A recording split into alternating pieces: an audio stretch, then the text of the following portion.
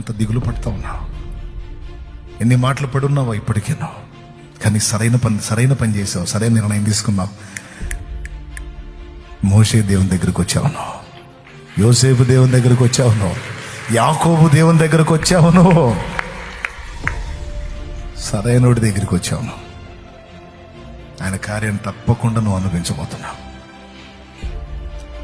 అనేవాడిని అనని, నవ్వేవాడిని నవ్వని, ఎగతాళి చేసేవాడిని చేయని, పర్లా. అవన్నీ ఉంటేనే రేపు నీకు సాక్ష్యాలు. అవన్నీ లేకపోతే సాక్ష్యం ఏం చెబుతావు రేపు?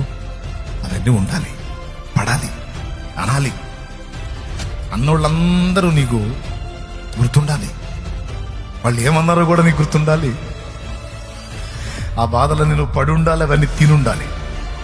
ఉంది, ఒక టైం ఉంది. Just wait. దేవుడు జోక్యం చేసుకున్నది కాగు, జోక్యం చేసుకున్న నాడు చూడు.